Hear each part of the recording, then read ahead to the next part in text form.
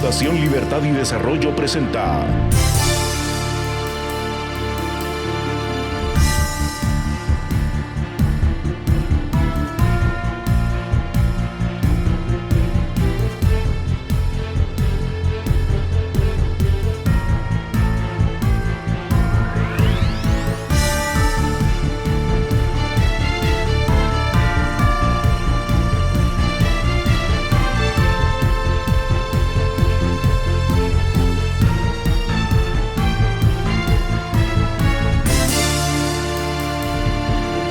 Razón de Estado con Dionisio Gutiérrez. Desde la apertura democrática, hace 35 años, hemos electo 9 binomios presidenciales. De ellos podríamos decir que 3 hicieron lo que pudieron. 5 pasarán a la historia como pesadillas de corrupción, incompetencia, destrucción institucional. Pasarán a la historia como artífices de las desgracias públicas que hoy vivimos. El 9º binomio de la democracia es el que hoy nos gobierna. 60 días después de tomar posesión, recibieron una pandemia. La parte de la economía que funcionaba entró en crisis y la pobreza y el desempleo han aumentado de forma alarmante. No es fácil gobernar un país en el que 5 de 8 gobiernos electos durante 20 años se dedicaron a desmontar el Estado, a corromperlo, capturarlo y ponerlo al servicio de grupos criminales. Los diputados que hoy dominan el Congreso son hijos putativos de esos 5 gobiernos impostores. Son la expresión manifiesta del profundo, ofensivo y destructivo subdesarrollo político imperante. Guatemala no está para más fracasos ni para más violencia. Guatemala necesita honradez, liderazgo, responsabilidad y estabilidad. Si los poderes ejecutivo y legislativo tomaran las acciones valientes y honestas que los tiempos demandan, si tomaran las decisiones responsables, pendientes e indispensables a las que además están obligados, brindarían las condiciones para recuperar la gobernabilidad que necesitamos. El poder es siempre parcial, se consigue y se mantiene a base de compromisos y renuncias. El poder es limitado y para que funcione debe ser compartido, producto de un consenso inteligente que resuelve los problemas de la gente y mantiene la esperanza y el optimismo en el futuro, algo que no se debe negar al ser humano. El poder, más que ocuparlo, debe ser un instrumento de transformación, de solución y evolución, capaz de llegar a los acuerdos necesarios, o se derrumba, se pierde, se vuelve irrelevante. Estamos enfrentando una pandemia a la que todavía debemos vencer y debemos encontrar los caminos para activar una economía suficiente que ofrezca alivios y oportunidades a los millones de guatemaltecos que hoy lo están pasando peor de lo que ya antes lo pasaban.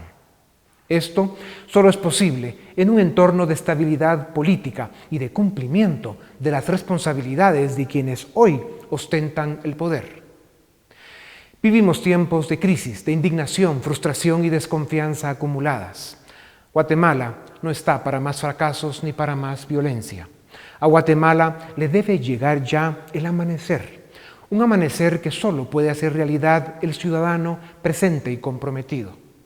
Es el ciudadano presente y comprometido el que puede y debe ser promotor y garante de la transformación del Estado, una transformación que solo es alcanzable a través de la renovación de las instituciones y solo si esta renovación se realiza para beneficio de la sociedad. Guatemala puede y debe construir un Estado de instituciones respetables porque se lo han ganado, respetadas porque se lo merecen. Instituciones que garanticen la fuerza y la sobrevivencia de una democracia republicana y de derecho, que proteja y preserve el valor último del ser humano, la libertad.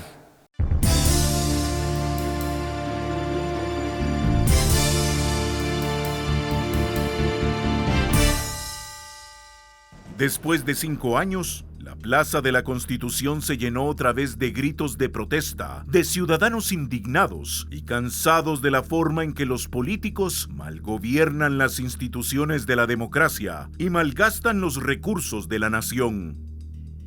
El Congreso de los Diputados, dominado y mangoneado por una sombra siniestra a la que identifican como el Pacto de Corruptos, aprobó el presupuesto 2021 en la oscuridad de la noche, a prisa, sin revisarlo y prendiendo todas las alarmas de un presupuesto confeccionado a la medida de los intereses espurios de la clase política dominante. Un presupuesto que, además, pretende endeudar y exponer a los hijos y a los nietos de nuestra generación. La legítima, legal, pacífica y necesaria protesta va más allá del alegato contra la aprobación de un presupuesto en la que los diputados no guardaron siquiera las formas. El reclamo de la nación tiene que ver con la deriva de nuestra democracia, con la impunidad con la que los políticos hacen lo que la gana les da, con el cinismo con el que se burlan del pueblo, con la premeditación, alevosía, ventaja y cobardía con la que destruyen vidas, futuros y esperanzas. Echar marcha atrás en la aprobación del presupuesto no resuelve el problema y tampoco alivia el malestar y el descontento ciudadano con la clase política. Son muchos ya los años que Guatemala lleva mal gobernada por sus políticos, abandonada por sus élites, mal defendida por sus ciudadanos, sin visión y sin proyecto de desarrollo, y en la desgracia de un sálvese quien pueda en el que, cada día más, todos perdemos. En estos momentos, Guatemala necesita que sus políticos y sus dirigentes sectoriales íntegros y capaces, que los tiene, con el acompañamiento de los ciudadanos, muestren responsabilidad, capacidad y liderazgo para ofrecer soluciones, certezas y esperanza a la nación. En este momento, es urgente llegar a un presupuesto responsable y transparente, elegir cortes y fortalecer la gobernabilidad para seguir enfrentando las graves crisis que asedian nuestro país. También es urgente que políticos y élites comprendan que es impostergable iniciar la discusión y la realización de las 4 reformas del Estado. La primera es una reforma electoral que devuelva al ciudadano la confianza en los políticos, que facilite la participación, que haga transparente el financiamiento y que permita a los ciudadanos elegir por nombre a sus representantes. La segunda es la reforma al sistema de justicia, que debe tener como primera misión cambiar el modelo de comisiones de postulación y luego garantizar que solo los más aptos y honestos lleguen a las cortes. Sin justicia es imposible construir un país. Sin Estado de Derecho, la democracia se asfixia. La tercera y la cuarta reforma tienen que ver con una administración pública más transparente, más efectiva, mejor tripulada y con más controles. Estas reformas que se deben hacer a la Ley de Contrataciones y a la Ley de Servicio Civil permitirían, facilitarían y obligarían a los gobiernos a hacer presupuestos responsables, transparentes y administrados por los tecnócratas más calificados que la nación ofrezca y quienes estarían remunerados por mérito y capacidad. Los guatemaltecos queremos un Estado que funcione y que devuelva la confianza de los ciudadanos en sus instituciones. Los guatemaltecos queremos y necesitamos que el gobierno del presidente Yamatei y el vicepresidente Castillo sea exitoso, por el bien de la democracia, por el bien de Guatemala.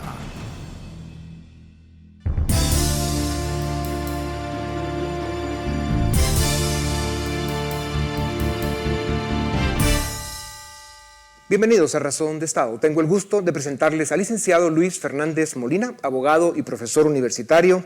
Fue magistrado de la Corte Suprema de Justicia y es autor de libros de derecho laboral guatemalteco. El licenciado Mario García Lara, director ejecutivo de la Fundación Guatemala 2020, es socio director de Copades y fue vicepresidente de 3 instituciones importantes, la Junta Monetaria, el Banco de Guatemala y el ICS. Señores, gracias por darnos unos minutos. Ustedes son un referente de lo que debe ser un servidor público. Su paso por las instituciones en que participaron marcó lo que algún día esperamos que sea pronto, debe ser el nivel con el que se tripula el Estado y la cultura que debemos alcanzar. Licenciado Fernández Molina, a Guatemala no le queda espacio ni cuerda para el fracaso de otro gobierno. A todos nos conviene que el gobierno del presidente Giammattei sea exitoso. El presupuesto fue una piedra más en el zapato y, para variar, el Congreso lo manejó como sabemos, provocando a un pueblo que está cansado de tantos años de malos gobiernos, de incompetencia, de corrupción e impunidad. ¿Cómo se recuperan la confianza y la gobernabilidad? ¿Qué debe hacer el presidente Giammattei para recuperar el ánimo y el rumbo con que inició su gobierno? Buenas noches. Yo creo que no es una piedrita en el zapato, sino una roca en el camino, que estaba a la vista y que políticos avesados debieron haberla previsto. La situación es diferente. Hay nuevos actores en escena. El relieve de las redes, el relieve de la penetración que tiene y el reclamo de la población. Ya no son los tiempos de 2000 o 2005, ni siquiera de 2015. Los nuevos medios de comunicación han dado un giro totalmente y ese desencanto, esa frustración, ese hasta hartazgo de la población y sobre todo la pobreza, las pocas oportunidades de trabajo, las mínimas oportunidades de abrir un negocio por pequeña que sea. Realmente estamos llegando a niveles sumamente preocupantes. Ya. Licenciado García Lara, con el tema del presupuesto, dado los tiempos, lo ideal es que para enero tengamos un presupuesto aprobado y vigente, que como bien dice el licenciado Fernández Molina, no es cualquier piedra. Parece que será el mismo de 2020, pero esperamos que con modificaciones. ¿Qué es para usted un presupuesto aceptable, que evite déficit y endeudamiento excesivo, pero que cubra en este momento las necesidades más sentidas de la población? Muchas gracias, Dionisio. Creo que la elaboración del presupuesto es un arte en cualquier parte del mundo y es una responsabilidad enorme tanto del Ejecutivo como del Congreso y tiene que hacerse con los más altos estándares técnicos. Y eso implica saber definir cuál es el techo del presupuesto, dadas las circunstancias económicas y las posibilidades de sostenibilidad fiscal de un país. Y eso parte por estar conscientes de que un país no puede tener déficits fiscales elevados permanentemente. Y ese es el primer punto que tienen que tener claro. ¿Cuál es un déficit razonable dadas las circunstancias? Digamos un número lanzado al aire, digamos que dadas las circunstancias, aunque no es lo aconsejable, podría ser tolerable el año entrante reducir el tamaño del déficit a uno que, por ejemplo, sea 3,5%, 4% del PIB. Una vez se tiene claro cuál es el déficit tolerable, uno mira qué ingresos tiene el Estado. Y a partir de ahí, sabiendo cuánto es el déficit tolerable y cuánto son los ingresos, se calcula el techo presupuestario. Es una fórmula técnica relativamente simple, pero que se vive violando constantemente a la hora de hacer presupuestos en Guatemala. Y creo que ese es el norte que tienen que seguir y a partir de ahí priorizar los gastos en las cosas que de verdad son importantes. Licenciado Fernández Molina, la plaza se volvió a llenar de indignación y protesta. Son demasiados años ya de ser una nación a la deriva, sin rumbo, sin visión, sin proyecto y sin consenso. La forma en que se intentó aprobar el presupuesto fue el detonante, pero lo que realmente tenemos en Guatemala es un pueblo cansado de sus políticos, un pueblo que se siente atrapado por los pactos corruptos que hacen ingobernable el país. ¿Qué decisiones debe tomar el gobierno y qué acciones quisiéramos ver en el Congreso para que la nación recupere esperanza en el futuro y certeza de que hay luz al final del túnel? ¿Debieran ser el inicio del camino elegir cortes, por ejemplo, y trabajar en las 4 reformas que el Estado necesita? Licenciado, usted lo dijo bien al principio. Todos debemos consolidar en la medida que nos toque la institucionalidad. No hay mayor riesgo que perder la institucionalidad. Y el primer llamado a rescate es el propio presidente y el vicepresidente de la República. Bien dice el licenciado García Lara que el presupuesto es una herramienta técnica, muy técnica. Creo que 10, quizá 12 personas, incluyendo al licenciado García Lara, tienen el conocimiento de auditoría, de contabilidad, de leyes y del entorno político para definir lo que es en sí el presupuesto. La mayoría de la población no lo entiende, solo sabe que es un baile, una piñata de millones donde no hay control. Bien, y no solo es de ese gobierno, nos viene del anterior. el libramiento de Chimaltenango, 500 millones de quetzales. ¡Qué fiasco! El 122 millones que aparecieron en la antigua. Pero como hablamos como que si fueran centavos. Los 135 millones que desaparecieron de MISIBI, y todavía el director de Caminos dice, me falsificaron la firma. Ahí es donde necesitamos al líder que tome el timón del barco que está zozobrando y decir, un momento, ¿cómo que falsificaron? Porque hay una responsabilidad penal, claro está, que el MP investigue, pero hay una responsabilidad administrativa. ¿Quién nombró a los ministros y a su vez a los directores? Por favor, no eludamos esa responsabilidad administrativa. Claro. Después de todo, se trata de manejar los dineros del pueblo y solo el pueblo mira que se está yendo. Ayer había una denuncia de un diputado de 250,000 quetzales para servicio de 5 Hilux, cuando el presupuesto es de 5,000 cada uno. Están haciendo piñata a los ojos del pueblo, con la diferencia que ahora el pueblo está desesperado y hambriento. Licenciado García Lara, continuando con el tema del presupuesto, pero en el contexto de las reformas del Estado, de poco ha servido asignar fondos a un Estado disfuncional y con altos niveles de corrupción, como muy bien lo define el licenciado Fernández Molina. Fondos que van en un presupuesto que además tiene un alto porcentaje en asignaciones constitucionales muy cuestionables, dejando pocos recursos para los temas sociales más apremiantes y para inversión en infraestructura. Obviamente, para el presupuesto 2021 no se podría, pero ¿cree usted que es cada día más evidente que las reformas correctas y necesarias a la ley de contrataciones y a la ley de servicio civil darían la transparencia y la efectividad que necesita la administración pública? Yo coincido plenamente con el licenciado Fernández Molina en el sentido de que las instituciones, más que las personas, son cruciales para sostener al Estado y hacer que éste sea efectivo, al menos en lo mínimo. Y en ese sentido, sí creo que hay reformas institucionales que son urgentes, necesarias e ideales para que el Estado sea más eficiente, incluyendo especialmente el tema del uso de los recursos y la ejecución del presupuesto. Y yo diría que efectivamente la ley del servicio civil, el sistema del servicio civil es crucial, porque si uno mira los números, es en el rubro de salarios y de contrataciones de personal en donde el tamaño del presupuesto está creciendo más rápidamente en los últimos 15 años, sin ninguna mejora en la eficiencia de los servicios básicos de salud, de educación, nutrición, infraestructura que el Estado está obligado a prestar. Y yo añadiría que al servicio civil, más que el tema de contrataciones, si uno mira la ley de contrataciones de Guatemala, no es la mejor del mundo, no es la de Suecia, pero tampoco el marco legal es el peor, está relativamente bien. Lo que pasa es que justamente el funcionariado público no está capacitado ni con la altura suficiente profesional para cumplir esa ley. Yo pondría junto a la del servicio civil la reforma de la Contraloría de Cuentas. Ese es el elefante en la cristalería del que nadie habla.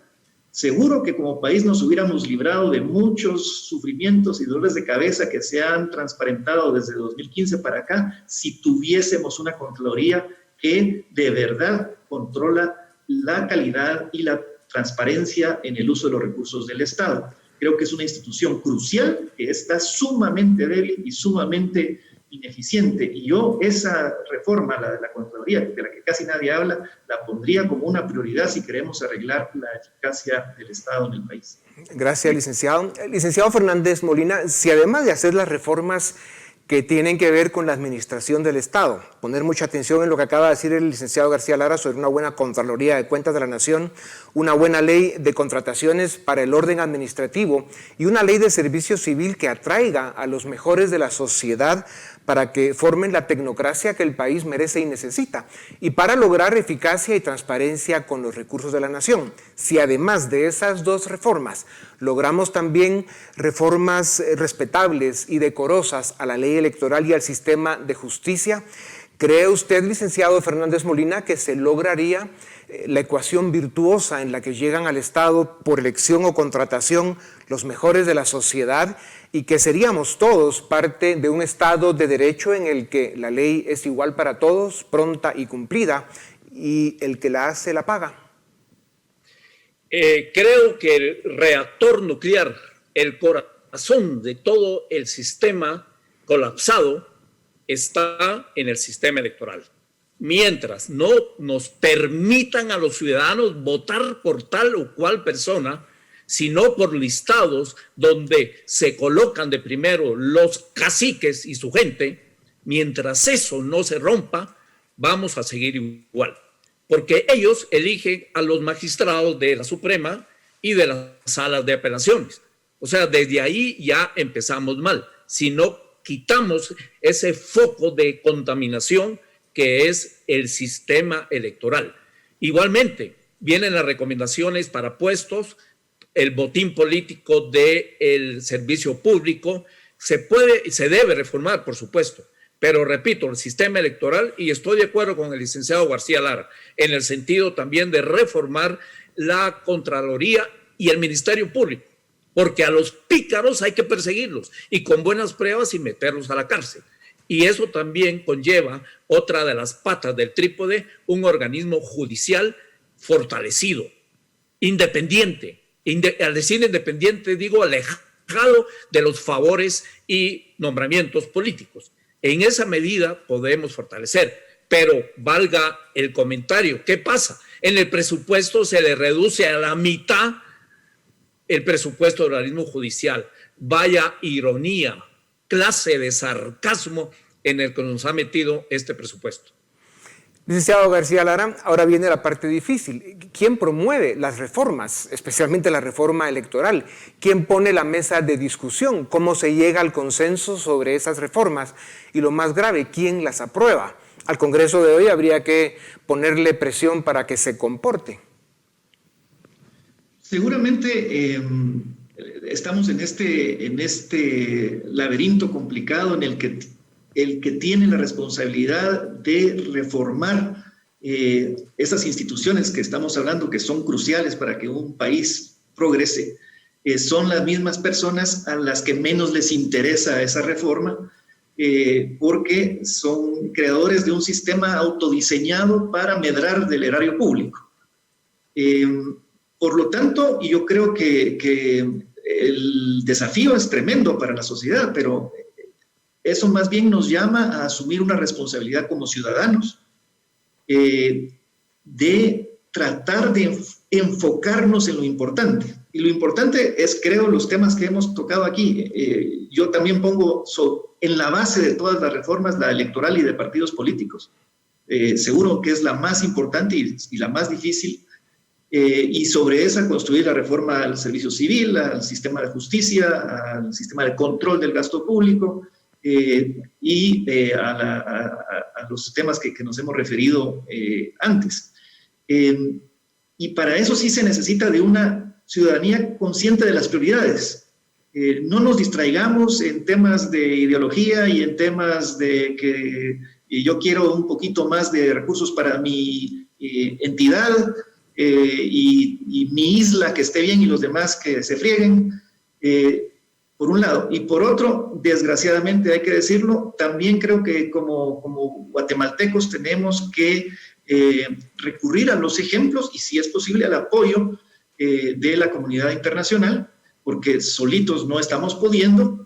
Hay mejores prácticas alrededor del mundo en cómo se maneja el servicio civil, en cómo se maneja la Contraloría. En Taiwán, por ejemplo, seguramente ustedes saben, ahí hay 5 poderes del Estado, están los 3 tradicionales, más el poder control, que es el control del gasto público, y el poder del servicio civil, porque son pilares importantes de una república. Ahora, licenciado García Lara, la frase clave que usted mencionó es una ciudadanía consciente, que más que eso necesitamos con carácter de emergencia un ciudadano más que consciente, presente, activo, exigente, que sea capaz de exigirle a sus gobernantes que cumplan con los juramentos que hicieron, que cumplan con sus responsabilidades y sus obligaciones, o van realmente a destruir nuestro país. Licenciado Fernández, se nos van acabando los minutos. La intención de plantear en esta entrevista los temas complejos se debe a que los problemas del país son complejos.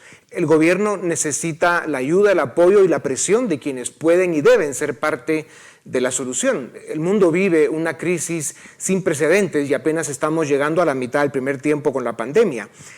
Cuando en el corto plazo los problemas nos agobian y nos roban esperanza y optimismo, la forma de rescatar el ánimo y la energía es trabajando en los desafíos que nos devolverán el presente que hoy sentimos secuestrado y que por eso rescataremos el futuro. ¿Es ese el camino que nos queda? ¿Qué piensan de esta reflexión? Yo creo que el problema nuestro es de información y de liderazgo. La población ya no es que esté más consciente, está más desesperada con la situación en general política, económica, con la corrupción. Figuradamente, los sueldos que podía acceder un joven que quería salir al mercado de trabajo eran 15,000, bajaron a 12,000, ahora aunque sea de 8,000. El problema hoy, gráficamente, figuradamente, es que ya no hay empleos. O sea, ese nivel de desesperación estamos llegando. Y la confianza en los líderes, una desengaño que tenemos con el actual presidente. Creímos que era diferente y ese desengaño para mí es la última gota que está derramando en la población el vaso de agua, pero todavía está a tiempo de recuperar, de limpiarse de mucha gente que tiene en su rosca alrededor y reorientar un poco, ser un verdadero líder, que nos explique esos 135 millones y la firma falsificada, ¿qué pasó? El MP ya lo sé, pero él debe como administrador general. Todavía el señor presidente puede retomar el control del timón y espero que lo haga porque ya no soporta más la ciudadanía. Licenciado García Lara, para terminar, y le pido que lo haga en 30 segundos, si pudiera darle un consejo al presidente, ¿cuál sería? Que las crisis son las madres de las reformas y que, como dice el licenciado Fernández Molina, tiene una oportunidad de dejar un legado y que quizá es momento de aprovechar esta crisis para pensar en el legado que puede dejarle al país el presidente Yamatei. Creo que tiene en sus manos la posibilidad y la capacidad de hacerlo y eso debe empezar por estas reformas institucionales de las que hemos hablado. Pues muchas gracias a los dos señores por su tiempo. Sin duda alguna, las reflexiones y las afirmaciones que ustedes han hecho confirman que son dirigentes de nuestra sociedad como ustedes, precisamente los que Guatemala necesita y a los que el gobierno debe escuchar. A ustedes muchas gracias también. Esto es Razón de Estado.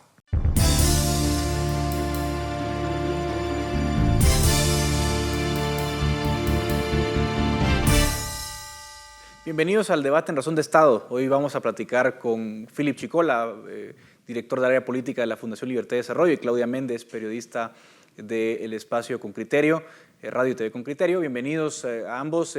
Obviamente el tema de análisis no puede ser otro. Nos vamos a centrar en lo que pasó el fin de semana, en las protestas del sábado y en cierta medida el domingo también. Y concretamente en ese contexto que originan las protestas, porque todo se origina inicialmente por el presupuesto que aprueba el Congreso. Eso es básicamente el detonante. El presupuesto que incluía un nivel de endeudamiento absolutamente inmanejable, pero además un presupuesto que se aprobó de una forma incorrecta, oscura, opaca, turbia, digámoslo así, de madrugada, de urgencia, de imprevisto, bueno, mil cosas. Entonces quisiera empezar contigo, Claudia, a que nos ayudes a entender qué fue lo que vimos el sábado. ¿Fue solamente una molestia, un malestar con el presupuesto o tú ves que hay más cosas en el ambiente que explican lo que vimos el día sábado en las manifestaciones? No, definitivamente lo que nosotros vimos el sábado en las manifestaciones fue la gota que derramó el vaso de agua, el presupuesto, pero lo que uno puede percibir es si uno se da un paseo por esa plaza de la Constitución, leer los carteles, el reclamo de la población va mucho más allá de un presupuesto. De hecho, nosotros los tres sabemos acá que analizar un presupuesto requiere un nivel de conocimiento, de tecnicismos que muy pocas personas lo tienen, pero lo que la población ha percibido es abusos y una seguidilla de abusos de parte de los gobernantes que simplemente lo que uno percibe en esa Plaza de la Constitución es la indignación y el hartazgo. Felipe, en ese hartazgo que describe Claudia, digamos, ¿qué rol ha jugado también un año con pandemia? Porque parece que hay que empezar a conjugar factores. El presupuesto es una, la indignación y demás, pero ¿cómo tú ves, qué rol juega 2020 en todo esto? Miren, es que la historia del conflicto político, de las manifestaciones y de las revoluciones terminan siendo la conjunción de dos factores: descontento con el sistema político y momentos en donde hay crisis o desavenencias económicas. El descontento con el sistema político, pues, sobra decirlo. O sea, hemos visto cómo desde 2015 a la fecha hay un descontento ciudadano con la clase política, con el sistema electoral, con los casos de corrupción de varios gobiernos. Pero lo que 2020 le vino a agregar como un ingrediente catalizador fue precisamente el impacto socioeconómico de la pandemia COVID-19. Estamos hablando de que más de 170,000 personas fueron suspendidas de sus empleos, que otras 75,000 fueron despedidas. Se estima que por lo menos un 30% de la población perdió fuentes de ingreso o vio sus ingresos reducidos. Es decir, al guatemalteco le golpeó al bolsillo los acontecimientos generados culpa del COVID-19. Y mientras el guatemalteco está viendo qué hace por salir adelante, por sobrevivir, por superar este año complicado, se topa con un Congreso que aprueba un presupuesto desfinanciado, que se van a recetar recursos para pagarse los almuerzos, que quieren construir un nuevo edificio y que aparte le recortan recursos a la lucha contra la desnutrición. Y esto es una bomba nuclear que iba a estallar, ¿verdad? Ahora, Claudia, hay otro elemento. Agreguemos aquí elementos al análisis. El sábado pasa algo feo, ¿no? Obviamente, todos condenamos enérgicamente el incendio a una parte de las instalaciones del Congreso. Naturalmente, esas expresiones violentas nunca son bien vistas. Pero vimos también brutalidad policial, Claudia, contra manifestantes que lo hacían pacíficamente. Y prueba de ello es que de los 33 detenidos, 31 salen con falta de mérito. ¿Qué descontento has visto tú, que sigues muy de cerca el tema, y he visto que lo has seguido muy de cerca, Claudia, con estos fenómenos de la violencia policial el sábado? Bueno, definitivamente nuestras autoridades están ciegas. Al día de hoy, miércoles, no hay una reacción, no hay un posicionamiento de parte del Ejecutivo a lo que ocurrió. Miren, tal como lo dice Philippe, ¿verdad? Las personas encerradas, las empresas que quiebran, los salarios que se disminuyen, todo eso va generando un descontento, va generando una frustración, una insatisfacción, pero al mismo tiempo, cuando uno ve que las personas están sufriendo y que los gobernantes, parece que la pandemia y la crisis no ha pasado por ellos, se sale a manifestar. ¿Y cuál es la respuesta? Es una interpretación muy fácil. Aquí no se manifiesta, aquí el Ejecutivo no está dispuesto ni puede tolerar un reclamo de parte de la ciudadanía. Las respuestas del presidente han sido como que aquello no está existiendo. De hecho, el simple acto de salir a invitar, digamos, a elaborar una lista con selectos invitados para dialogar su presupuesto, lo que nos muestra es que no está midiendo la crisis y no se da cuenta que eso añade más al descontento. Philippe dijo, estás formando un cóctel, y la respuesta de la represión policial es un ingrediente más, que ya no solo es hartazgo, es rabia, es indignación y rabia. Eso es lo que yo percibo. Fueron 35 personas detenidas en la capital y 7 personas detenidas en Xela. Todas han quedado liberadas. E importante notar esto, en la última audiencia, la que se celebra ayer, el Ministerio Público ya no presenta cargos. El propio Ministerio Público se retira y dice, no acusamos a esta persona, no tenemos los suficientes indicios. Yo quiero apuntar mi crítica hacia el Ministerio Público, que se lució como un empleado de la policía. ¿Cómo va a ser eso que los fiscales acusan a todas las personas que la policía llega capturadas? ¿Y dónde está el principio de objetividad de esos fiscales? Entonces se va acumulando mucho más ese hartazgo y esa indignación, y no lo están viendo. Antes de entrar a la reacción de fondo del gobierno, Philip, quiero seguir como último punto sobre el tema del ministro de Gobernación. Me parece inaudito, ¿no? Después de las citaciones que vemos en el Congreso el día martes, de parte de varias bancadas, las respuestas del ministro son realmente lamentables. Se le pregunta si hay violación de derechos humanos y dice no sé. Es decir, la respuesta no ha sido buena ante un fenómeno que es aparente, obviamente, de brutalidad policial. Al mismo tiempo, Philip, hay otra acción en la Corte de Constitucionalidad que presenta ya el Procurador de Derechos Humanos, porque la Corte le había ordenado a la policía pues garantizar el derecho de manifestación y obviamente hacer un uso proporcional y razonable de la fuerza, cosa que no ocurrió. O sea, aquí no hemos visto ni la renuncia del ministro ni la destitución, hemos visto ya una citación al Congreso, vemos que la Corte podría incluso destituir al ministro judicialmente. ¿Qué escenarios ves tú en el caso del ministro de Gobernación? Es que en un país decente el ministro de Gobernación y el director general de la policía ya debieron haber sido destituidos. Yo creo que si el presidente Yamatei quiere contribuir a mitigar el hartazgo social, debe de destituir al ministro de Gobernación, Henry Reyes. Si no lo hace, creo que sería un mensaje muy negativo. Y siempre creo que también la Corte de Constitucionalidad, que se ha caracterizado a lo largo de los años, no solo esta magistratura, por precisamente fomentar doctrina como la del bloque de constitucionalidad, como incorporar preceptos internacionales en materia de derechos humanos, este es un momento para que la Corte de Constitucionalidad dé un paso adelante y siente un precedente tajante de que no se puede permitir a las fuerzas de seguridad violentar derechos humanos de la forma como lo hicieron. Y yo sé que más de alguien va a empezar a decir, sí, pero los bochincheros, es que nadie está hablando de lo que pasó en el Congreso.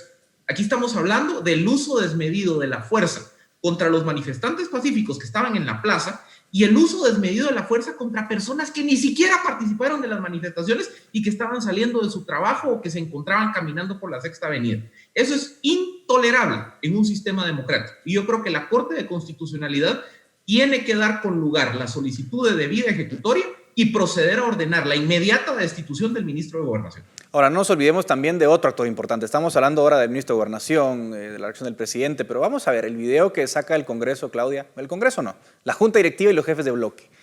El mensaje que sacan, yo lo califico, me animo a calificarlo, vergonzoso, porque prácticamente el mensaje es, el presupuesto era maravilloso, nosotros hicimos un gran trabajo, pero bueno, ya que ustedes reclaman de buena onda y de buena voluntad, les vamos a hacer el favor de dar marcha atrás. ¿Tú cómo ves la respuesta de los diputados? Parece que no han entendido absolutamente nada. Diputados, hago otra vez el matiz, jefes de bloque y junta directiva. Edgar y Felipe, es que lamentablemente no es la Junta Directiva del Congreso de la República no es la única que tiene ese tono. Yo les pido que analicen la respuesta del Ejecutivo. Es, ok, no va a venir acá, ¿saben qué? Convoquemos a mis invitados a mi mesa para que discutamos qué presupuesto debemos tener, pero ¿qué pasa con el Congreso? Yo lo que digo es, las personas que llegaron a sentarse ahí, las instituciones, los organismos y las asociaciones, van con un buen ánimo y van procurando el diálogo, la construcción de la paz y que ya ocurrió este desastre, bueno, ahora tratemos de reconstruir, pero están obviando algo. Nuestros representantes están en el Congreso de la República y están tratando de llevar una discusión a una mesa con los invitados del presidente sin que estemos todos representados. Por eso es que surgen preguntas de ¿qué hace sentado ahí fulano? ¿Qué hace sentado ahí sutano? No, nuestros representantes están en el Congreso. Allí debe ocurrir esa discusión, ese debate, bueno o malo, allí debe ocurrir. Entonces, la respuesta mía de la Junta Directiva no me extraña, es la misma la del Ejecutivo. Aquí no ha pasado nada, aquí vamos a tratar de tapar con una curita una herida que es profunda y extensa. Muy distinto sería, no hemos escuchado ni de parte del Ejecutivo ni de la Junta Directiva del Congreso de la República que se ofrezca una disculpa a la población. Ok, si ellos sostienen que ese presupuesto es defendible, aparte es ese debate técnico, pero ¿merecen los ciudadanos una disculpa por la forma en que han tramitado los asuntos a medianoche?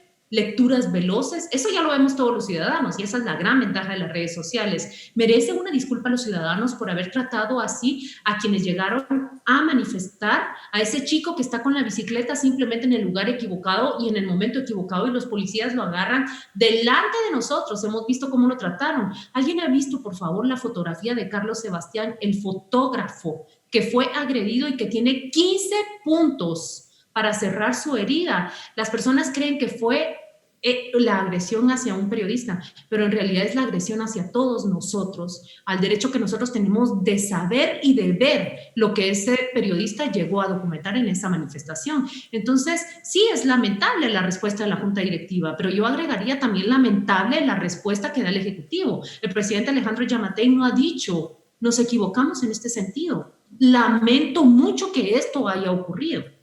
Eso es un buen punto, Philip. O sea, el presidente Giammattei y la Junta Directiva del Congreso y los jefes de bloque parece que, bueno, nos están haciendo un favor con todo lo que está pasando. ¿Qué escenarios vamos a ver? Porque yo, Philip, lo que veo también es aquí un tema de tiempo. Si el 30 de noviembre no se aprueba un presupuesto nuevo, se prorroga el anterior, al mismo tiempo la respuesta de tanto el Ejecutivo como el Congreso es de, miren, de buena gente les vamos a hacer un favor de medio dialogar. ¿Qué escenarios ves tú a corto plazo con toda esta incertidumbre que genera lo que no sabemos que va a pasar muy bien? En Guatemala, cuando quieres dormir un tema, convoca una mesa. Ese es un viejo adagio. A mí me preocupa que probablemente vamos a llegar al 30 de noviembre y vemos que el Congreso va a activar el precedente 2-2017 para archivar o para no trasladar al Ejecutivo para su promulgación el presupuesto aprobado 2021, con lo cual queda vigente el presupuesto 2020. Que como lo hemos hablado, la medicina puede salir más cara que la enfermedad porque el presupuesto 2020 trae techos todavía superiores al del 2021 y trae aparte un agujero financiero bastante significativo. Así que la solución es presupuesto 2020 con reformas y modificaciones. ¿Qué me preocupa a mí? Me preocupa que vayan a estar estirando la pita, como diríamos en buen chapín, de hacer las reformas al presupuesto 2020 y que terminemos el año 2021 sin un presupuesto 2020 reformado y lo único que hagamos es postergar el debate en mesas que yo no sé realmente para qué van a servir.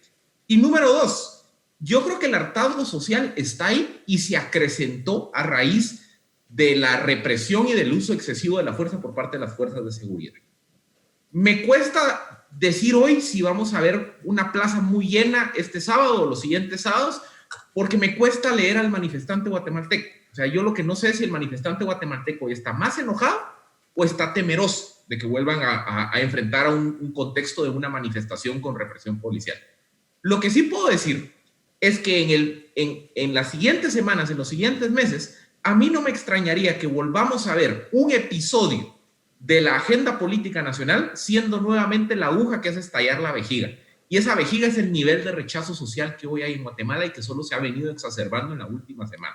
Así que yo creo que indistintamente de qué pase con la plaza este fin de semana o en las siguientes 2-3 semanas, yo creo que las condiciones, el caldo de cultivo para enojo social está ahí. Y cualquier episodio, elección de cortes, un caso de corrupción, más errores políticos, comunicacionales de gobierno, de Congreso y demás, lo puede activar. Aquí es donde yo sí quisiera hacer un llamado a las autoridades que reconozcan el momento crítico que está el país, porque coyunturas como las que vive Guatemala son el caldo de cultivo ideal para estallidos sociales o para que el populismo eche raíz. Así que hay que reconocer la demanda social, la demanda de la ciudadanía, y atender esa demanda antes de que esto se salga de control. Claudia, para concluir, te dejo para que nos cuentes cuáles son para ti lo que podemos ver en las próximas semanas a partir de lo que hemos comentado hoy. Mira, veo directamente al centro de gobierno como un foco de tensión del presidente Alejandro Giammattei. Este mismo día el Congreso lleva un planteamiento, solicitar su desarticulación de nuevo. El centro de gobierno va a seguir siendo ese centro de tensión para Alejandro Giammattei. Aquello que debía ser un centro que monitoreara todas las acciones y direcciones del gobierno se ha convertido en un ámbito de poder, más bien.